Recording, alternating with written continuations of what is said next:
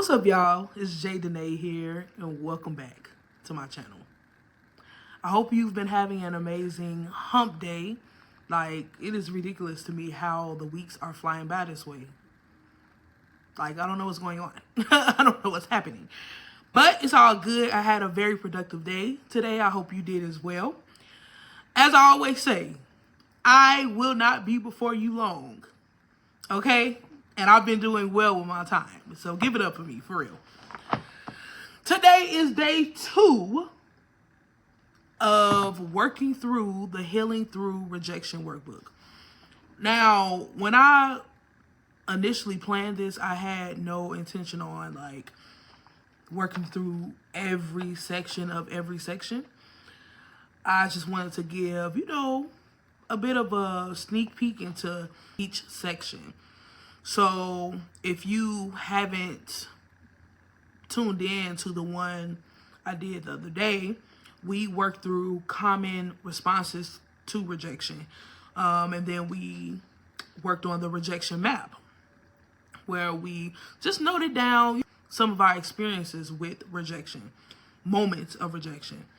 And we talked out some of the ways I've processed through rejection and how I had to surrender to an actual healing journey. Like, yes, rejection is something that will happen in different parts of your life, different areas of your life.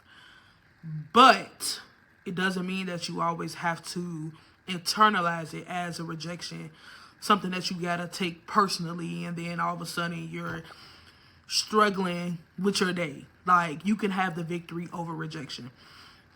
So definitely tune into that one. That one was really good. Today, we are moving into the section about heartbreak.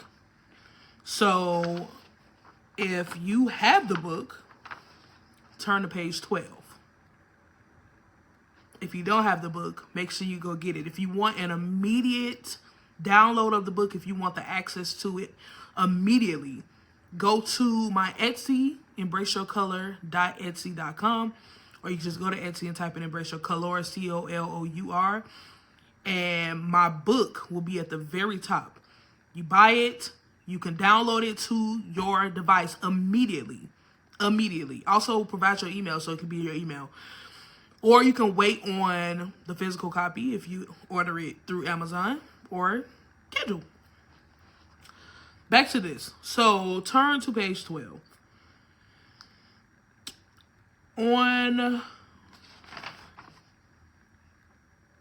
Actually, no.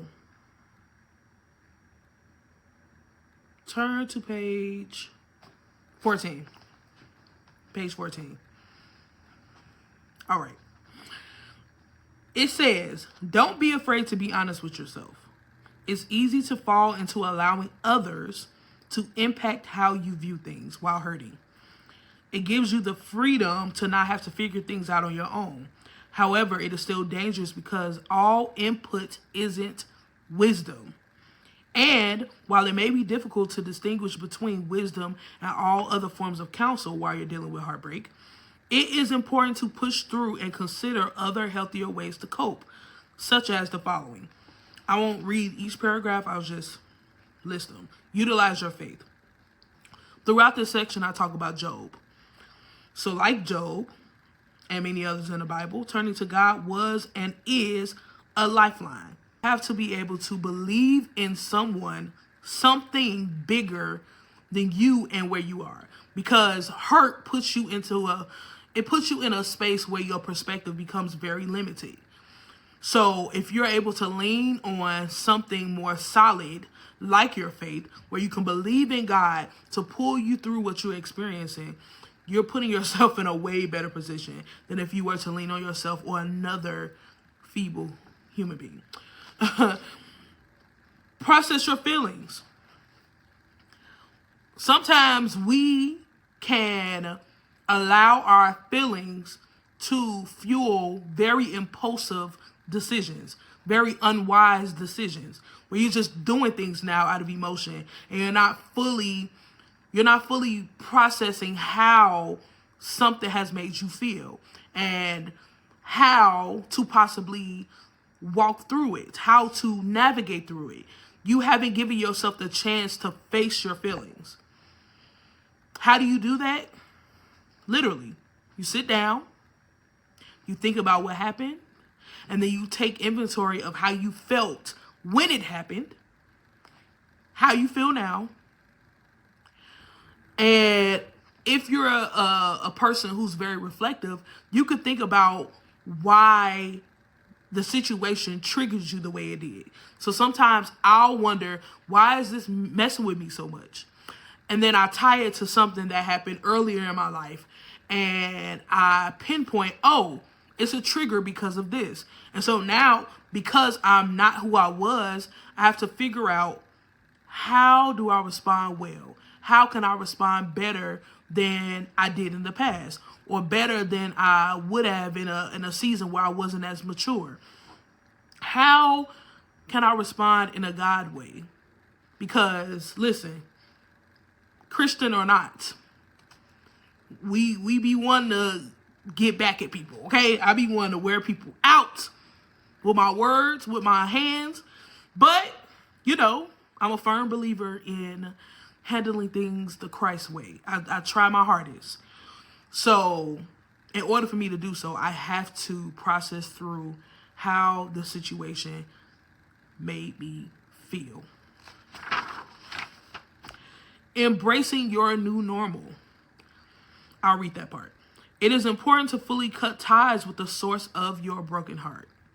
So if you think about it in terms of rejection, what I mean is being able to break the level of impact something or someone has on you. Sometimes people who literally shouldn't even have access to you, sometimes those people can impact you to the point where it seems like everything they do hurts you. I mean, they can do the most subtle things and you feel like your heart is being broken over and over and over again. So this means to release yourself from the hold of a particular loss, from the hold of a particular offense. This does not mean that you have to completely forget what or who you have to let go, as it is understandable how deeply grief can impact you. It is all a process in which you must fully immerse yourself, embracing the good, the bad, and the worst. Still, there is beauty in unburdening yourself of the heaviness of it all, allowing a person or thing to hold space in your memory without consuming you. So if we think about rejection, let's say you went after a job, right? And you didn't get it. Yes, it is absolutely okay to be upset about not getting the job you wanted. However, should it cause you to question your self-worth? Should it cause you to become hopeless? Should it cause you to become depressed to the point where it is hard for you to believe that anything else good can happen for you? That rejection should not have a permanent hold on you. It shouldn't make you a critic of yourself, an enemy of yourself. So breaking free of that kind of hold, it will reposition you to obtain a better, greater opportunity. You might have pictured yourself with that job. You might have pictured yourself with that person. You might have pictured yourself in this place. But because that's not happening, it does not mean that you're not worthy of what you wanted. It just means that wasn't the opportunity for you. That wasn't the person for you. Something new, something better, something more fit for your life and who you are is available. So embrace that new normal. Create boundaries. You have to create boundaries. You know yourself better than anyone. So you know what you can handle. You know how things can impact you just based off your history. And so, again, being mindful of the access something or someone has to you it puts you in a healthier position. It puts you in a way better place, a way better, it is protective. It isn't something that is meant to block any and everyone away from you. I'm not talking about a wall. I'm talking about boundaries. Being protective of what you value. You, your heart, your mind, what God has gifted you, you have to be protective by allowing God to guard your heart.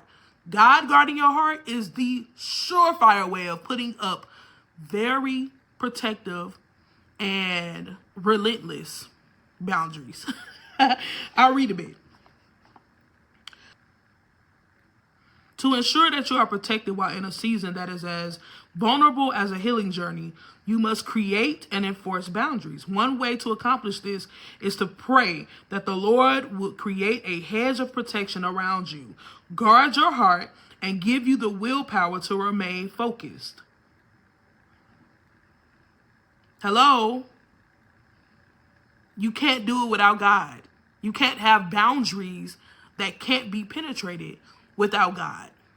Because while he is creating this hedge of protection around you, he's giving you the grace to build focus, to build determination, to build resilience, to build endurance. It's like he's processing you as he's protecting you. So yes, utilizing your faith, processing your feelings, creating boundaries, embracing your new normal. Only God can place a hedge of protection around you that will also give you the freedom to grow in all the areas you need to grow in. In that hedge of protection, you have access to healing. You have access to maturing. Literally, he will process you in such a way that now you're more refined. You're restored in your hope. You're built up in your endurance and your resilience. You just become a way better version of who you were.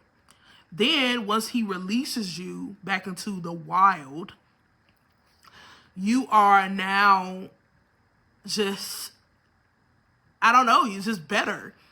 Like almost unrecognizable. You went from being someone who is rejected or who was rejected to now someone who is just on fire. Can't be messed with. You know, you're seeing things and reacting to things better, or just in a more mature way. Your perspective is different, you know? So this is like one of those moments that I'm sure for many people, you're realizing that the healing journey is just not the way it's portrayed to be. You know, social media, in movies and shows, just this walking on the beach with your journal, and just every day is just about choosing you and just experiencing the joys of life. Like, it is a very, very, I'll say, complex kind of experience, because some days you won't choose you, some days you will. But the beauty of it all is that when you're walking with God in this, he'll always choose you, and he'll show you that. He'll show you that. Now, why did I choose to work through the healing from heartbreak part? I chose it because it highlighted allowing others to impact how you view things. Note how I kept highlighting you doing this with God, utilizing your faith, processing your feelings with God, embracing your new normal, being okay with not having access to other opportunities, people, whatever, and allowing God to show you the new things he has for you because they're more fitting for your life, and creating boundaries, allowing God to build a hedge of protection around you, and working through whatever that is to develop what you need for where he's taking you, right? I chose this because last night I went to a prophetic night at my church. My pastor said something that was so key to me. He said the worst thing you could do is view your blessings as a way to get back at people, as a way to prove something to people. Now that sounds extremely simple, but it's something that has been like on my mind for the longest. I've had so many conversations with people in my life who literally was like, they gon' hate that they rejected me. They gon' hate that they told me no. They gonna be like, ooh, I can't wait to get cool with her because she got this and she got that. Like, just being so focused on how people are going to react to God blessing them, and wanting to throw what they have in these people's faces. Now, I get wanting people to, see how God is blessing your life, how his hand has been in your life, and just like, elevating you in a front of a particular audience. I get it. We're human. However, it is very counterproductive to believe that these blessings are to shame others. That these blessings are meant to make people feel bad about how they treated you. Like, God isn't that kind of God. Like, what he has been releasing in my life, your life, it's for his glory. It's for his glory. You sown seeds of whatever, and you're reaping. You might be in a harvest kind of season. This is him blessing you for your labor. However,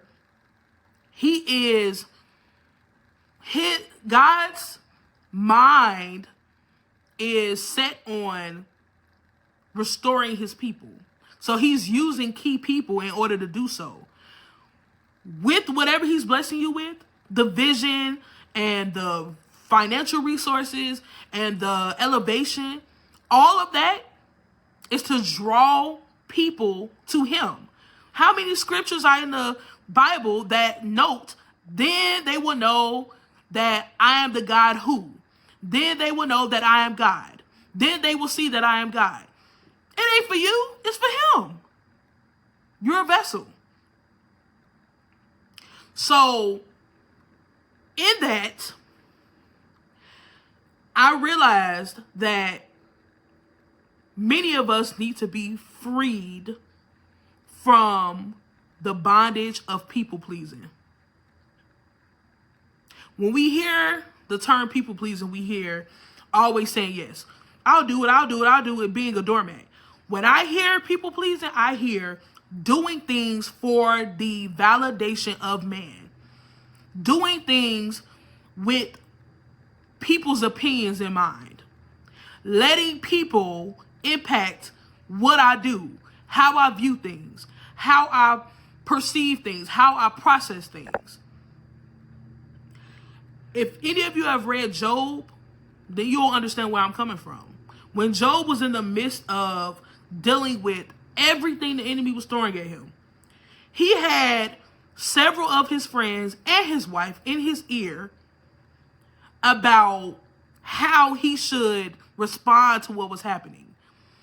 I mean, he was hearing all of the criticism, the shaming, the questioning, the doubting. They told him, maybe you should just curse God and die. Like, these are people who he's trusted. And they're giving him the worst kind of feedback, the worst kind of counsel. Similar to him, we could be in the heat of waiting, the heat of training, preparing for what God has for us. We could even be in the midst of him elevating us, him changing things in our lives. Who do you have in your ear while you're in that kind of season? Who's been able to impact you? Who do you keep in mind? Whose opinion do you have on your shoulders? Whose voices are impacting how you move and how you do things? If you could think of one person, that means you need to go through a journey of healing through whatever caused you to become that bound to man. Something in your life, something in my life made me feel like I can't or can do something because of what that person and that person said and what that person and that person thinks. I had a fear of man for the majority of my life. And I'm now getting to the point where God is doing some major work in me that I can feel and see. I can see the difference. And it feels way better than how I felt being super calculated in my moves because of what my audience might think and say. So, healing through rejection, healing from heartbreak goes beyond romance. It goes beyond a man not wanting you or a woman not wanting you. It's about that person or those people who may have put too much pressure on you, or they may have been too critical to the point where everything you wanted to do or say, all of that was impacted in some type of way by those people. You may have felt limited because of those people. So now you're in a space where you could be either doing too much or too little because you're still operating from that place. So allow God to heal you from that heartbreak. Allow him into your heart. Allow him to inspect your heart, to show you where the hurt first started. Then from there, let him walk you through each and every part of what your journey is supposed to look like. And be mindful of what and who you're doing all of that for.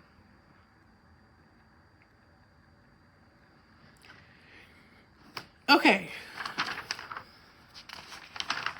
So, on to the activity part.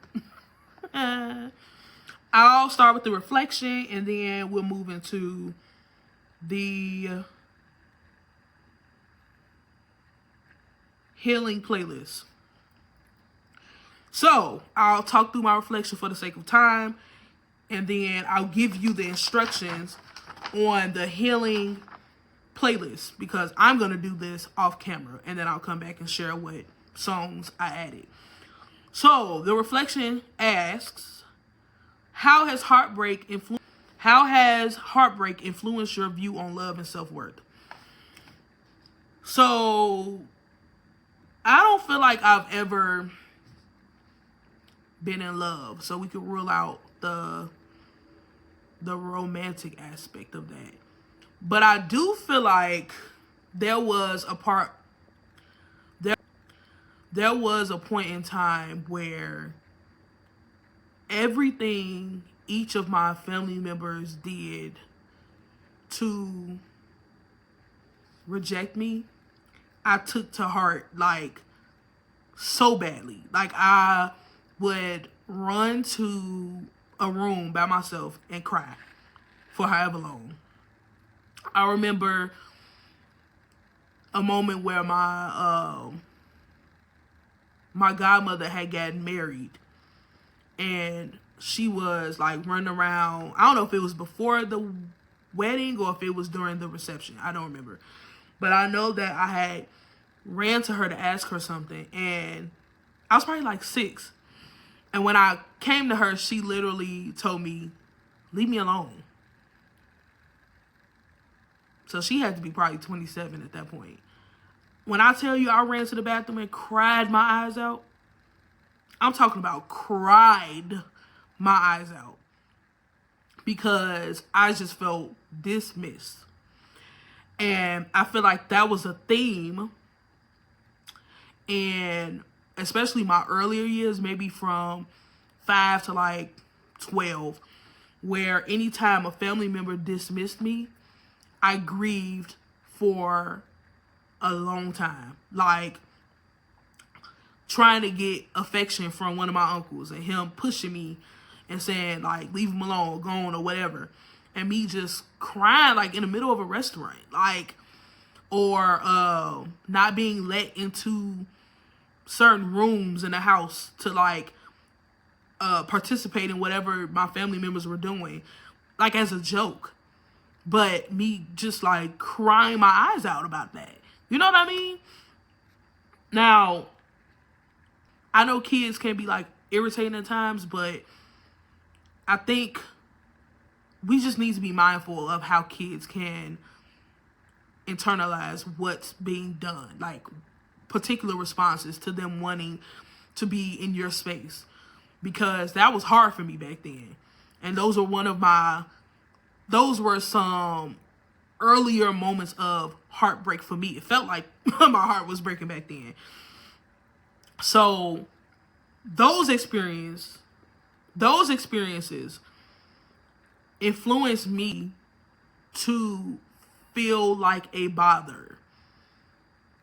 Even now, sometimes if I feel like people are becoming a bit irritated with me being in their homes or being with them, like I already start planning my exit. I might not say anything. I'll just start, booking my Uber or grabbing my keys without even, letting them know that I'm about to go. I think one of my more toxic responses to moments like that is flight.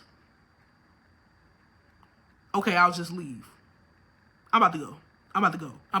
Like, that's like a major go-to for me, because I've struggled with feeling unwanted for so long that before I can even allow that kind of feeling to to grow or fester in me, I leave. And it's not always my response, but it is a common one for me. So I've been going through seasons of healing that part of me. First, allowing God to affirm me, and then allowing him to influence my perspective of whatever's happening around me. Not immediately taking things personally. Sometimes people's attitudes or whatever could be more so their issue and may not have anything to do with me. So I shouldn't always think that, oh, yeah, you must be getting tired of me, let me leave, or whatever, So it is a uphill battle, I'll say. But I am remaining optimistic about that part of my journey, and I'm not avoiding it. So I'm staying the course. So yeah, ask yourself that.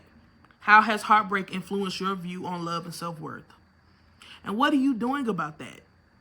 Like, if it has influenced you to not think highly of yourself, if it has caused you to hate love, or maybe it's caused you to be numb, what are you now doing about that?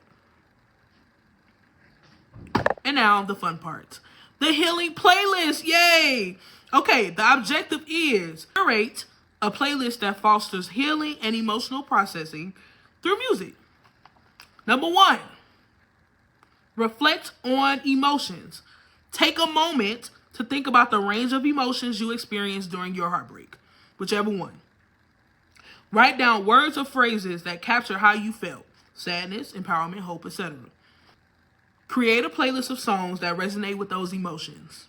Include a mix of songs that express your pain or sadness, uplifting or empowering songs that inspire hope and resilience, tracks that encourage self-love and healing. Then, the fun part. Listen and reflect. Listen and reflect. Feel and process any emotions that may arise.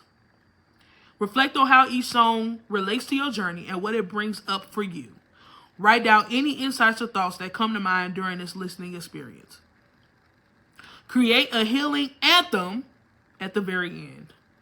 Identify 1 or 2 songs from your playlist that you feel connected to. Consider them your healing anthems and commit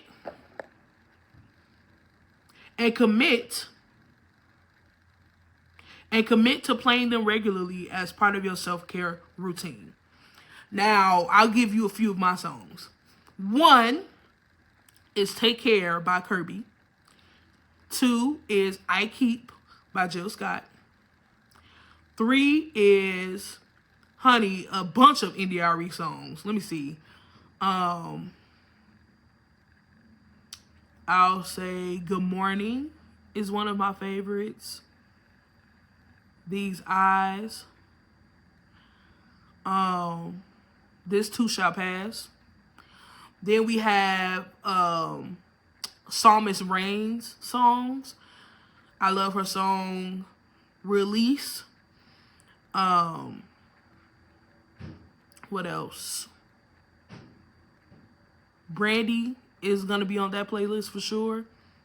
I love the song Me, Myself, and I by Beyonce. I ain't gonna lie. So yeah, I have a mixture of faves. If you want me to share my playlist in the comments, let me know. Share some of your songs with me, please, because I now love giving new artists or songs a chance. I'm trying not to be a snob. But yeah, let's collab in the comments, y'all. I hope today in some kind of way benefited you. I hope any of this was able to resonate with you. Just know that I'm praying for you all. I hope you're praying for me. Like I said, if you haven't already grabbed the book and you still want to be a part of this, make sure you grab your book. And if you don't have a journal, grab a journal. They're at Dollar Tree, they're at Family Dollar, they're at Five Below, they're on my Etsy. They're everywhere. So definitely get on that. I love y'all so much. Thank you for supporting. Thank you for participating. I hope you have an amazing week. Bye.